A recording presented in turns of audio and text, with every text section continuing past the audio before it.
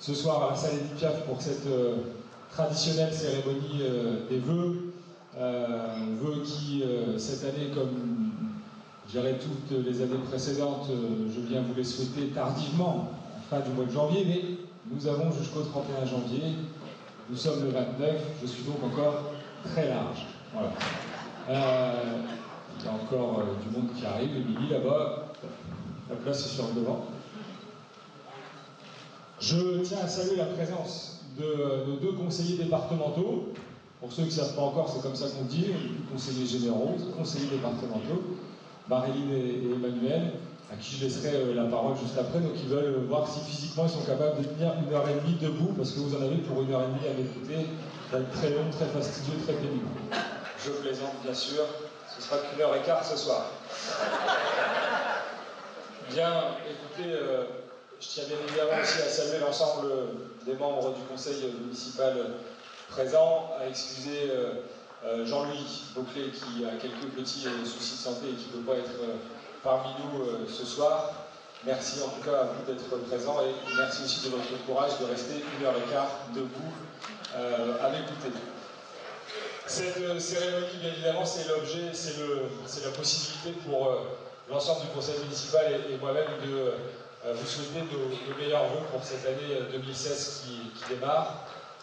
Je ne dérogerai donc pas à la règle et je vous souhaite bien évidemment tous mes bons vœux, des vœux de santé bien sûr, puisque sans la santé il est parfois difficile de pouvoir envisager de faire la plupart des choses, des vœux d'épanouissement personnel, professionnel, peut-être des vœux d'emploi, bref, tout ce que l'on peut vous souhaiter de meilleur, et bien nous vous le souhaitons ce soir, en espérant que cette année 2016 qui s'ouvre à nous puisse être un petit peu meilleure, voire bien meilleure que l'année 2015 qui vient de s'écouler. Force est de constater que cette année 2015 a été difficile, douloureuse parfois, marquée par les attentats, début d'année, mois de janvier, et puis il y a quelques semaines, en toute fin d'année. Ça a été un moment tragique, difficile pour notre pays. Je pense qu'on a tous été marqués au plus profond de nos chairs par ces attentats dont finalement on a le sentiment qu'ils vont laisser des traces pendant encore très longtemps. Lorsque on a subi la première vague d'attentats au mois de janvier, finalement on a vu le pays se mobiliser derrière une cause juste, derrière la liberté d'expression, la liberté d'exister. Et puis finalement on a senti aussi un peu ce vent s'essouffler, surtout lorsque la deuxième vague est arrivée en fin d'année. Et je pense que la cérémonie des vœux est un moment propice pour justement rappeler à chacun l'intérêt qu'on a de vivre ensemble et d'être ensemble, surtout dans des moments difficiles, dans des moments douloureux comme on a pu les connaître. Ce que l'on peut souhaiter bien évidemment, c'est de pouvoir ne plus jamais être obligé de vivre de telles atrocités. Et ça, encore une fois, seul l'avenir pourra nous le dire. Et une chose est certaine, c'est qu'on peut aussi, nous, dans notre quotidien, être acteurs de cette liberté, avoir la volonté de continuer de vivre ensemble, en harmonie, sans aller chercher le clivage, sans aller chercher l'affrontement, sans aller chercher toujours la petite bête, parce que je suis persuadé que la clé du bien vivre ensemble, elle est là. C'est est-ce qu'on a réellement envie de faire l'effort de s'ouvrir à l'autre? Est-ce qu'on a véritablement envie d'apprendre à découvrir l'autre? Et si la réponse est positive, alors je suis persuadé qu'on sera capable, tous ensemble, d'arriver à passer ces caps difficiles. L'année 2015, ça a été aussi un contexte économique compliqué, qui n'a bien évidemment rien arrangé à ces actes terroristes. Le chômage est reparti à la hausse. Le fait de trouver un emploi aujourd'hui est de plus en plus compliqué. Nous avons un marché du travail extrêmement tendu. C'est vrai à l'échelle nationale, c'est aussi vrai à l'échelle locale. Nous savons, nous avons une partie de notre population qui souffre. Maintenant, il faut aussi garder espoir. Et finalement, lors de ces cérémonies de vœux, c'est bien ce message-là qu'il faut que l'on soit en mesure de délivrer. Gardons espoir, l'espoir de vivre mieux demain que nous vivons aujourd'hui. Alors bien évidemment, ces considérations nationales, un tantinet philosophique, elles tranchent aussi, comme régulièrement dans la vie d'un élu local, avec des considérations qui sont plus locales pour le coup, et et qui font que chaque jour on essaye d'œuvrer pour l'amélioration de votre quotidien. Et la cérémonie des vœux, traditionnellement, c'est aussi le moment où on trace un petit peu une rétrospective de ce que l'on a eu l'occasion de réaliser en 2015, avec des choses positives, des choses un peu moins positives, des choses un peu négatives aussi, ça arrive, parce que les erreurs, on en fait tous les jours. Et puis c'est également, bien évidemment, la possibilité pour nous, ce soir, de se projeter dans l'année 2016 et dans les années qui s'ouvrent à nous. Alors sur l'année 2015, traditionnellement, vous le savez, j'aime bien démarrer par quelques chiffres clés, ça permet de planter un contexte. Alors 2015, à Tréville-Escarbotin, c'est le 31 décembre, 4850 habitants. Une des rares communes du secteur avec une population à la hausse, c'est 46 naissances. Alors il n'y a sûrement pas les 46 bébés ce soir dans la salle, mais il doit y en avoir une partie, puisqu'à la fin de la cérémonie, vous savez, on remettra de petits chèques cadeaux aux parents qui ont eu la joie d'accueillir un nouveau-né dans leur foyer cette année. Donc cette année, ils étaient 46. Voilà. C'est un chiffre correct, en tout cas qui est en rapport avec les années précédentes. Toujours 3 écoles primaires, 3 écoles maternelles, 493 enfants scolarisés, ce qui ne fait pas rien. Et c'est aussi 63 associations. Je le dis parce que je sais que ce soir, il y a beaucoup de présidents d'associations dans la salle, et c'est important pour nous d'avoir ce tissu associatif dans ce sein de la commune. J'ai dit depuis maintenant un certain temps, le dynamisme d'une commune se reflète aussi par le dynamisme de son tissu associatif. Et si vous êtes là ce soir, c'est parce qu'effectivement, vous faites partie de ce tissu associatif dynamique qui contribue au dynamisme de la commune de Tréville-Escarbotin. Et puis cette année, ça a été grosso modo 6 millions d'euros de budget, en tout cas 6 millions d'euros de recettes. Si on fait un petit zoom sur le budget 2015, justement, 5 464 000 euros de dépenses, ce qui représente quand même déjà un petit peu de sous, dont 1 121 000 en investissement, donc fléché sur des travaux, des acquisitions matérielles, et 4 343 000 de dépenses de fonctionnement, qui nous permet notamment de payer les salaires des fonctionnaires qui travaillent pour la collectivité, les factures d'électricité, vous avez vu qu'ici on l'a payé, parce qu'on a encore du courant ce soir, et en tout cas ça nous permet de faire fonctionner la collectivité. Alors il faut savoir que ce chiffre-là de 4 343 000 euros de dépenses, c'est un chiffre qu'on essaie de contenir, puisqu'effectivement notre capacité à ne pas dépenser trop en fonctionnement nous permet de dégager des marges pour continuer à investir dans un contexte économique difficile, je l'ai dit tout à l'heure, mais dans un contexte qui l'est d'autant plus pour les collectivités locales, puisque, je l'avais expliqué dans le cadre de réunions publiques il y a quelques temps maintenant, vous savez que les dotations de fonctionnement versées aux collectivités sont en nette diminution. Sur la commune de Tréville-Escarbotin, ça représentera moins 300 000 euros à horizon 2017, ce qui veut dire qu'il faut qu'on arrive à pallier ces difficultés et essayer d'être le plus efficient possible dans la dépense. De l'autre côté, côté recettes, on a donc enregistré 6 128 000 euros de recettes, dont 2 604 000 euros de vos impôts et 1 885 000 euros de dotation de fonctionnement, parmi laquelle la fameuse dotation globale de fonctionnement, la fameuse DGF, dont on verra le montant diminuer progressivement jusqu'en 2017. Ça a déjà été le cas cette année, et on le voit sur ce petit graphique, lequel je peux zoomer. Donc chaque colonne est une année. Je peux peut-être arriver. Hop, voilà. Et donc on s'aperçoit bien finalement, donc en orange, vous avez les dépenses réalisées par la collectivité, dépenses de fonctionnement, hein, j'entends, on sort l'investissement, et en bleu les recettes de fonctionnement. Donc on voit bien qu'il y a une nette diminution dès 2012 de nos recettes de fonctionnement, mais dans l'absolu, si on y regarde réellement bien, on a une vraie baisse de nos dotations de fonctionnement depuis 2010. Et donc finalement la baisse des dotations annoncée par l'État, ça je vous l'avais expliqué également en réunion publique, la baisse de dotation de l'État qui est annoncée sur les 3 prochaines années, qui va correspondre à moins 300 000 euros de recettes pour la collectivité, il faut aussi la cumuler aux baisses enregistrées depuis 2010, dont on ne nous avait pas forcément tout dit, et puis les non-hausses surtout. C'est-à-dire qu'avant, vous aviez des hausses annuelles de DGF, donc les non-hausses plus les baisses, ça fait un effet de ciseau qui est assez considérable, d'autant que les frais de fonctionnement, il faut qu'on arrive à les maintenir, et c'est pas forcément si évident que ça. On peut gratter, d'ailleurs on s'aperçoit très bien sur ce graphique-là que dès 2012, lorsqu'on a senti que le vent commençait à tourner, on a tenté de réduire au maximum ces dépenses de fonctionnement-là. Nous étions à 4 664 000 en 2012. On est cette année, on finit à 4 343 000. On a économisé presque 300 000 euros, c'est pas neutre, c'est pas rien. Alors effectivement, économiser de l'argent, il y a deux façons. C'est où on est extrêmement vigilant et qu'on arrive à gratter un petit peu à droite à gauche, et ça c'est extrêmement chronophage et difficile. Puis il y a une autre possibilité, c'est très simple de ne pas dépenser d'argent quand vous faites rien. Et toute la subtilité de l'exercice, c'est d'arriver justement à économiser tout en faisant autant, voire parfois un peu plus. Et c'est là toute la subtilité, mais aussi la difficulté de l'exercice. Alors voilà pour les chiffres. J'aime bien le faire parce que ça permet de mettre quand même quelques volumes pour qu'on les ait toujours à l'esprit. Et comment ils se traduisent ces chiffres-là dans votre réalité au quotidien? Par exemple, ce ne sont que des exemples que j'ai essayé de prendre, non pas au hasard, c'est des exemples peut-être les plus significatifs.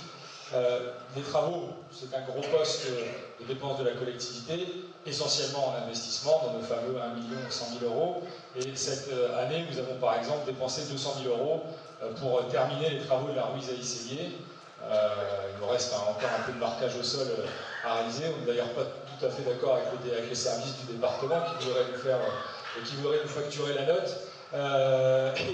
Et on a tout de même eu pour 200 000 euros d'investissement sur la rue Isaïe-Séguier. On a démarré les travaux de la rue Anatole France. On va vraiment taper dans le dur à partir de la semaine prochaine, et j'aurai l'occasion d'en redire un mot dans le cadre des perspectives 2016. On a aménagé l'accès au stade municipal, on a essayé de sécuriser l'enceinte du stade municipal en installant de la vidéosurveillance.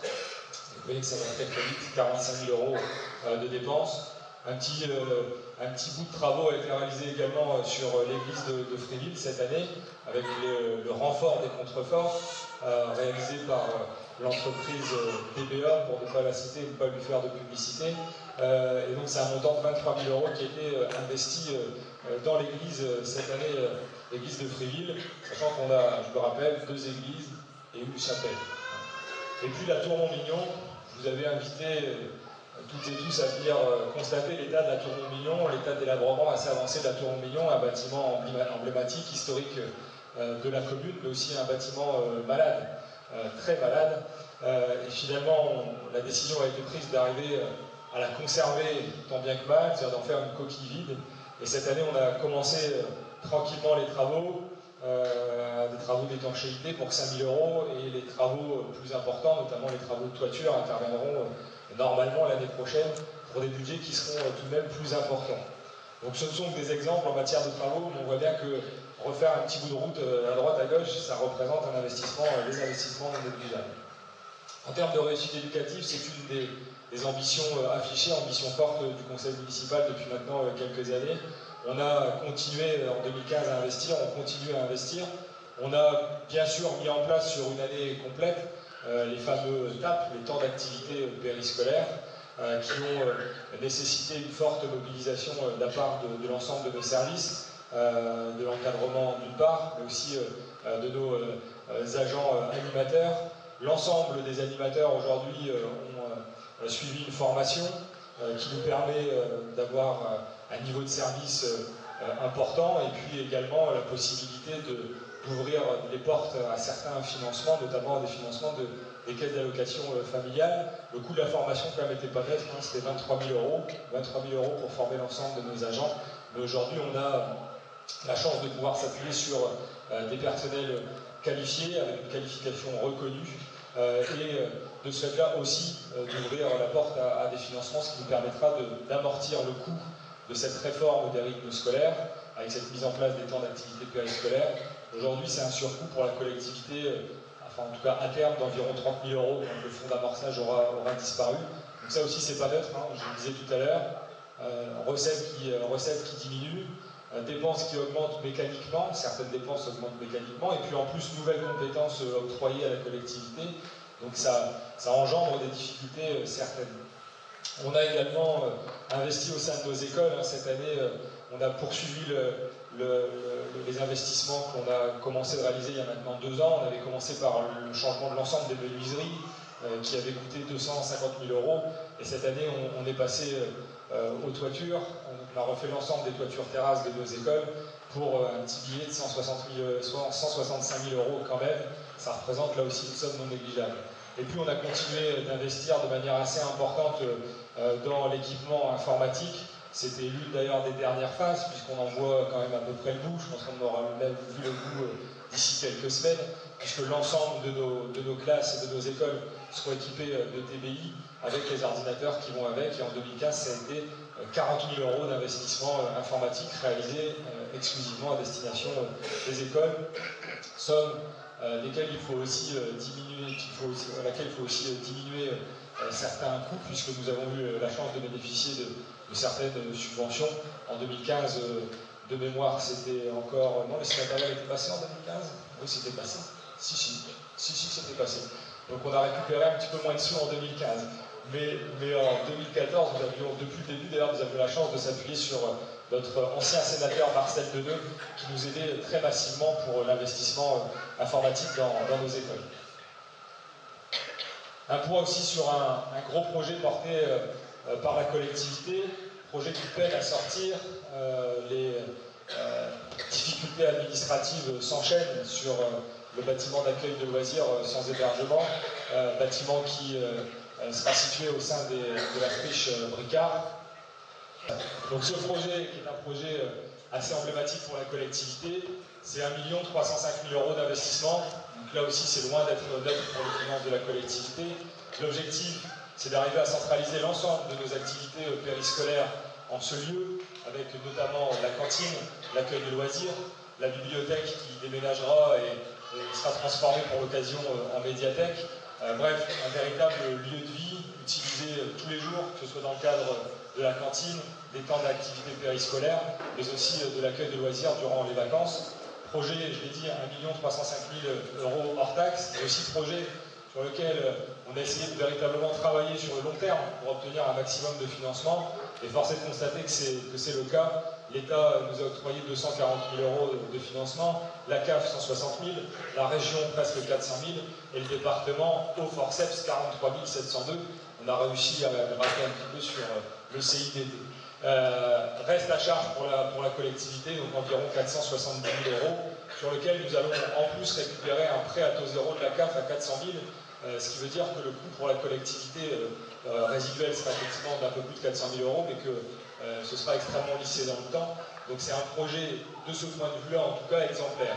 La difficulté aujourd'hui, elle est liée à des difficultés administratives, notamment dans le cadre du permis de construire. Vous n'êtes pas sans savoir, vous qui êtes du cru, que les établissements Bricard c'était une ancienne industrie avec toute une problématique de pollution derrière. Donc on a réalisé beaucoup de diagnostics, énormément de diagnostics. On doit en être à peu près à 60 000 euros de diagnostic de pollution. À chaque fois, nous avons les mêmes réponses de nos experts.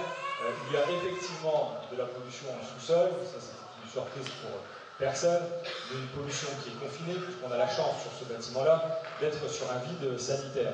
Les voies de transfert étant complètement coupées, le risque pour les populations accueillies est inexistant. Sauf que pour les services de l'État, notamment l'Agence régionale de santé, qui aime bien ouvrir des parapluies plus des parasols, on a parfois tendance de ramer, on a essayé de leur expliquer noir sur blanc, chiffres à l'appui, données à l'appui, mais ils nous ont demandé une expertise d'expertise. Donc on en est aujourd'hui à la 3e expertise d'expertise, donc ce sera une expertise d'expertise d'expertise. À chaque fois on conclut sur la même chose, l'expertise, la dernière a été rendue, la dernière expertise nous dit la même chose, donc effectivement le projet est tout à fait conforme avec, plutôt les sols sont tout à fait conformes avec le projet projeté.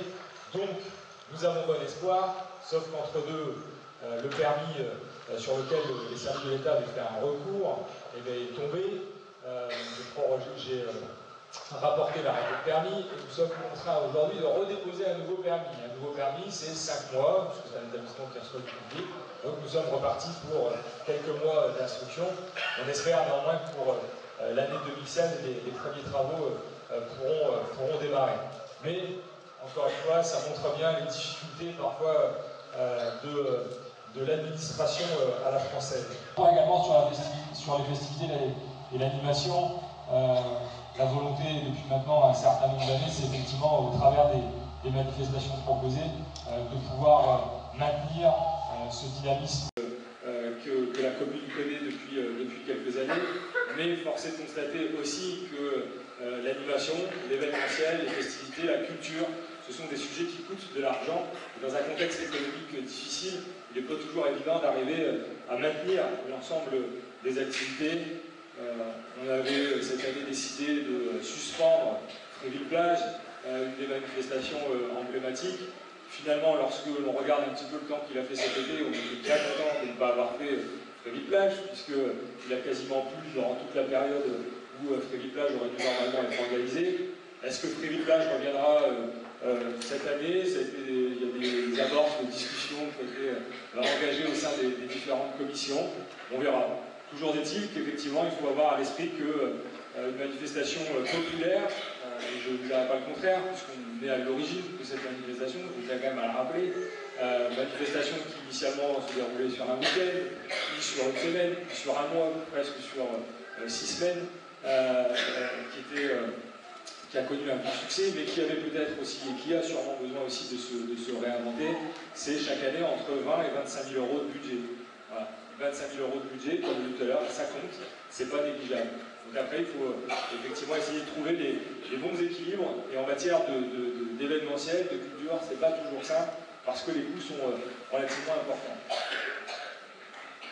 J'ai fait un tour d'horizon rapide de cette année 2015. Alors bien évidemment, il est toujours difficile d'arriver à lister de manière assez précise tout ce qu'on a eu l'occasion de faire en 2015. Et puis il y a aussi des choses qu'on a pu faire au sein du conseil municipal, des choses qu'on a fait de manière un petit peu plus personnelle. J'ai essayé d'écrire un livre, ça n'a pas été simple.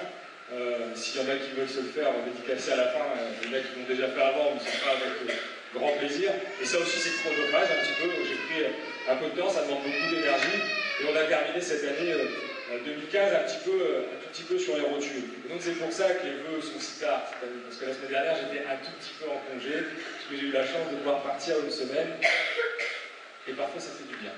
Sur l'année 2016, une chose est certaine, nous aurons besoin d'avoir un pilotage budgétaire extrêmement précis, extrêmement fin.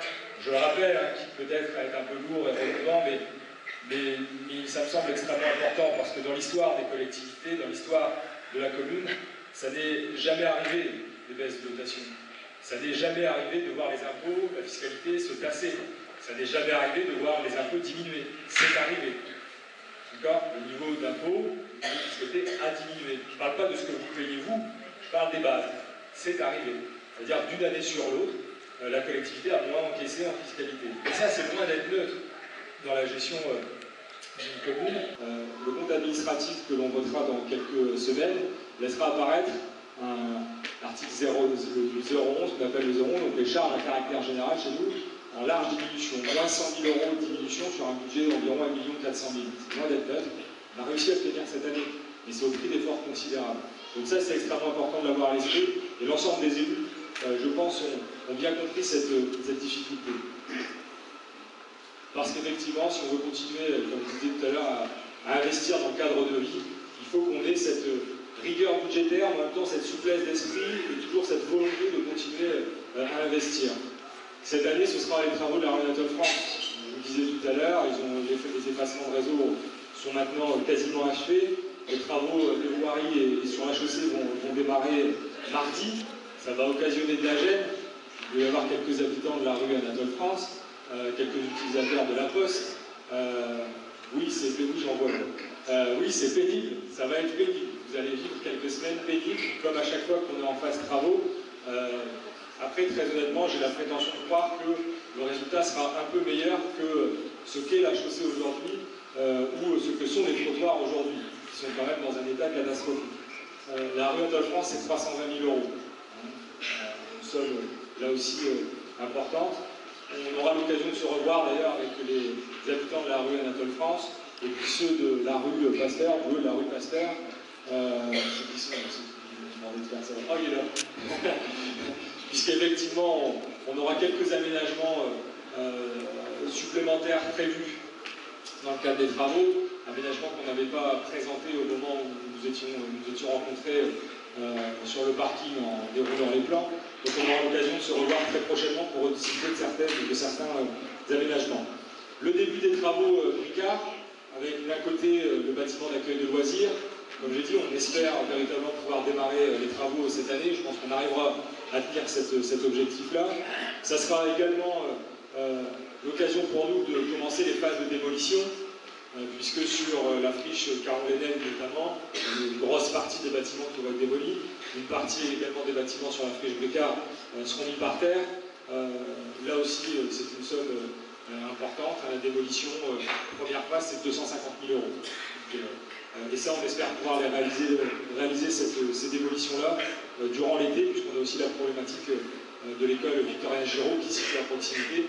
Il n'est pas question pour nous de prendre le moindre risque dans le cadre de cette démolition. Les travaux d'aménagement de la rue Albert Thomas, qui seront en lien avec les travaux d'aménagement du lotissement dans la rue Pasteur portés par l'Oxom, puisque une partie des véhicules passeront dorénavant par l'impasse Albert Thomas et la rue Albert Thomas. Donc on va en profiter pour aménager ce carrefour et en refaire les trottoirs, ainsi que l'effacement des réseaux qui sont également assez catastrophiques à cet endroit de la commune. On aura la création d'un parking de rue Jean Catela pour essayer de pallier les difficultés de stationnement liées notamment à la reprise d'activité au sein des anciens établissements prospectifs d'outillage. On a aujourd'hui pas mal de monde qui travaille sur le site, et c'est tant mieux, mais effectivement ça occasionne d'autres problématiques, et notamment la problématique de stationnement. Nous essaierons de la réduire en créant un parking d'une vingtaine de places dans la rue Jean Catela. Le square Pesson devrait normalement aussi être, allez, vous êtes beau, réhabilité. C'est pas très joli pour le square, mais c'est quand même un petit peu ça, parce que depuis un certain nombre d'années maintenant, le square a été laissé, non pas à l'abandon, mais c'était vraiment l'entretien minimum que l'on réalisait à l'intérieur du square, alors que c'est un endroit extrêmement sympathique, avec un vrai cachet qui mérite qu'on s'y attarde. Et donc cette année, les travaux de raménagement du square vont être réalisés. Une aire de jeu, elle toute seule, c'est un billet de 30 000 €. Pour ne pas avoir quelque chose d'exceptionnel, ça coûte relativement cher les aires de jeu, je pense que Manuel en sait quelque chose. Et l'aménagement paysager sera également réalisé pour un total d'environ 45 000 €. Alors on est encore sur les phases de prépa budgétaire, donc les chiffres ne sont pas forcément arrêtés. Et puis il y aura, j'en ai parlé tout à l'heure, un autre exemple, la reprise de la toiture de la Tour Montmignon, puisqu'on a fait quelques travaux d'étanchéité cette année.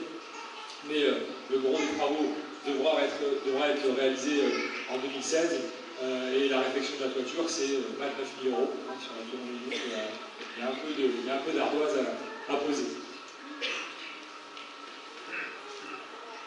Cette année 2016, ça va être aussi une année particulière pour les collectivités. On sent bien que la société elle est en train d'évoluer assez profondément. Alors est-ce que c'est en bien, est-ce que c'est en mal? C'est toujours difficile d'avoir une appréciation juste objective. Mais en tout cas, il y a une véritable mutation qui s'opère au sein de la société. Aujourd'hui, on est interconnectés. On a des objets qui sont connectés, on a le smartphone, on a des moyens de paiement électroniques. Et donc ça va être pour nous l'occasion cette année de lancer un tout nouveau logiciel de gestion des services périscolaires, avec une ouverture aux familles, la possibilité pour les familles de régler leurs services périscolaires directement de chez eux en carte bleue, ce qui soulèvera les services de la trésorerie. Et si j'en parle, parce que finalement ça pourrait sembler assez banal de dire oui, on va se donner un logiciel, c'est super. Effectivement, c'est super. Ce logiciel-là, c'est la première fois que la collectivité développe son propre logiciel.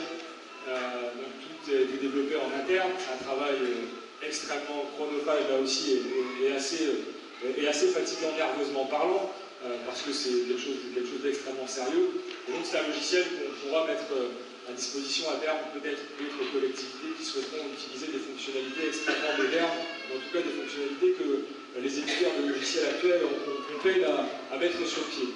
On aura également en termes d'anticipation des besoins, une nécessité d'anticiper les besoins en termes de logement.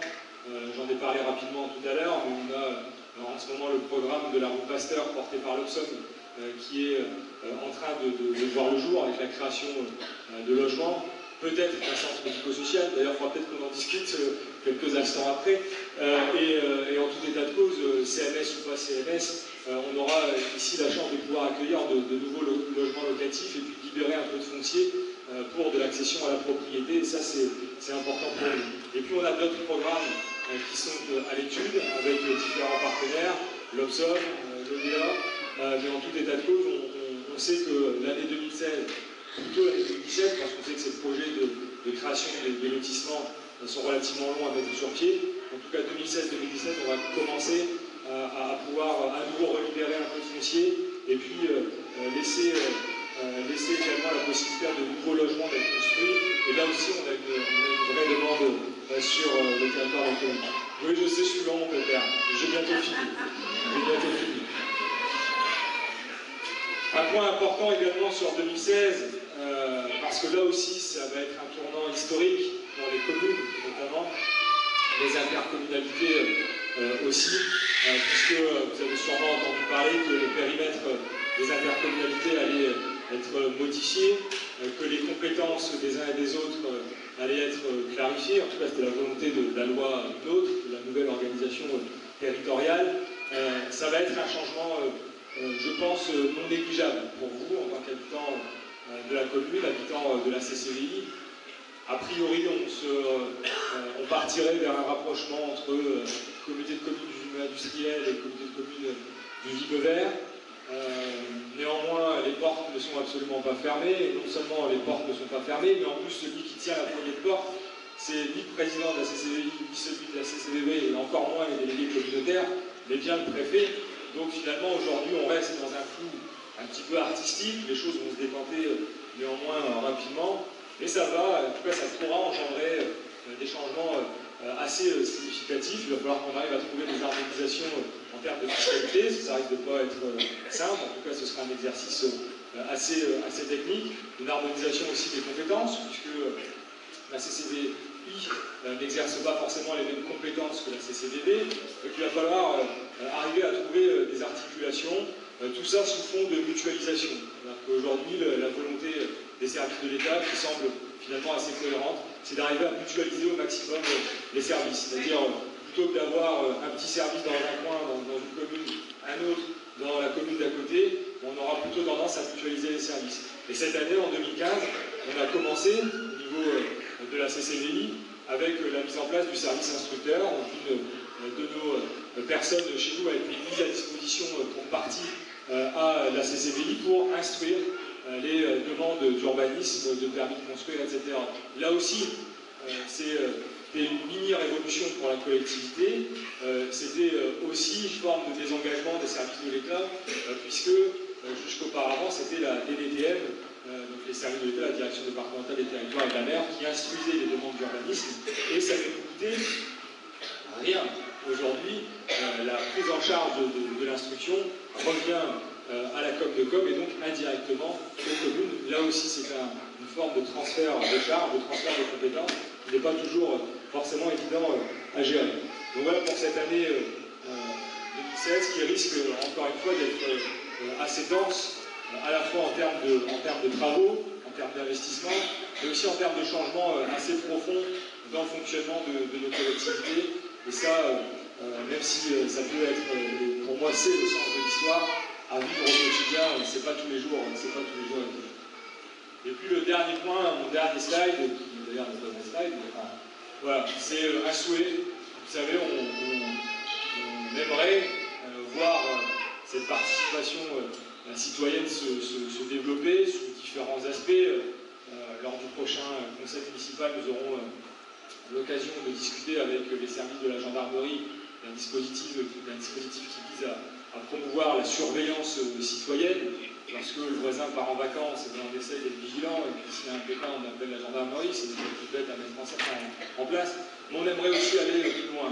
Je l'avais déjà annoncé ici, à peu près au même endroit, il y a quelques temps, la volonté de mettre en place une véritable plateforme de démocratie participative dans laquelle chacun aura l'opportunité de s'exprimer. C'était un des objectifs des 6 années passées. Ce sera assurément un des vrais objectifs que je me suis fixé à titre personnel sur les années qui me restent ici. Et on espère, en tout cas j'espère, pouvoir vous proposer quelque chose d'assez sympathique cette année. On y travaille, les élus sont en train de tester, d'affiner les fonctionnalités, et j'espère pouvoir ouvrir ça d'ici la fin de l'année pour que vous puissiez être acteurs de votre citoyenneté. C'est-à-dire qu'effectivement, je l'ai dit, je l'ai aussi écrit, pour ceux qui l'ont lu, je ne me considère pas comme un maître d'ouvrage, mais comme un maître d'œuvre. C'est-à-dire non pas celui qui commandite les travaux, mais bien celui qui conseille et qui fait en sorte d'exécuter correctement les travaux. Les maîtres d'ouvrage, j'aimerais que ce soit plus souvent vous. On essaye, quand on est en phase de travaux, par exemple, c'est le cas dans l'Armada de France, on n'engage jamais de travaux sans aller avec notre petit plan sous le bras et puis le dérouler sur un capot de voiture et puis dire, voilà, qu'est-ce que vous en pensez, ça vous va pas, on change, on modifie. Mais ça, j'aimerais pouvoir le promouvoir et montrer qu'il est possible d'arriver à développer cette participation. Parce qu'effectivement, on sait que vous votez, quand vous avez voté pour cette liste ou pour une autre, vous mettez votre bulletin dans l'urne et quelque part vous dites, voilà, j'ai confiance en vous, faites.